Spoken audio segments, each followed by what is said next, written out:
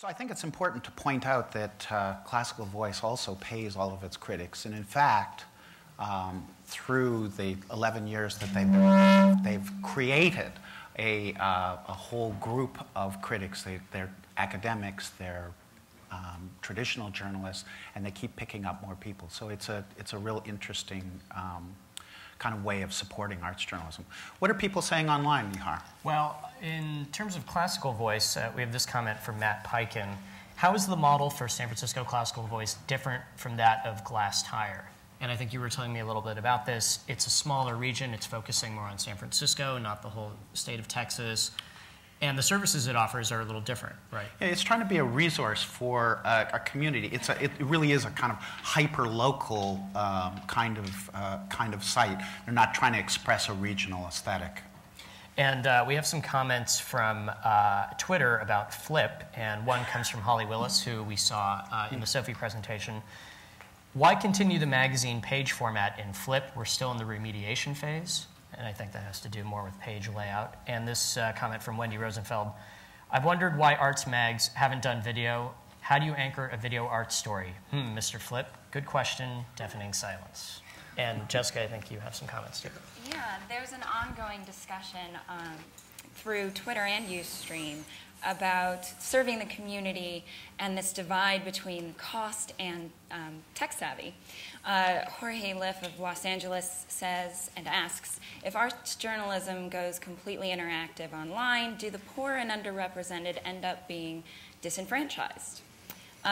Similarly, Matthew Taylor of Milwaukee says, if you need to become a digital pioneer, first you need to assess how you can get those who can't afford the digital. Mobile phones, although Flip is not available on mobile phones, so it's a little difficult for those who don't have it.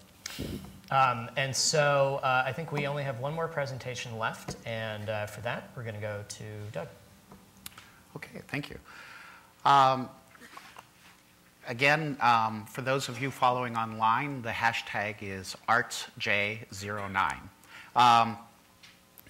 City arts guides have always been a staple of local arts coverage.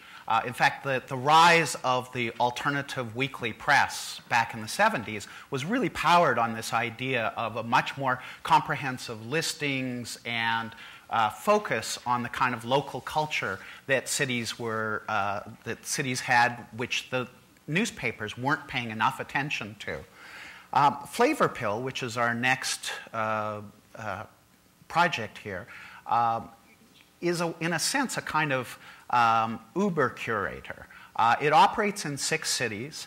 Every week they search through hundreds and hundreds of concerts and events of every kind and choose 25 or so that they think are interesting. Now, the interesting thing about Flavor Pill is that in a significant way that critics used to do, they drive traffic.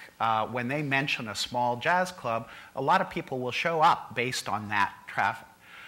It's also, in terms of a business model, a very interesting operation too. As I said, it's in 6 cities and it's got very aggressive plans to expand, I think, to about 100 cities.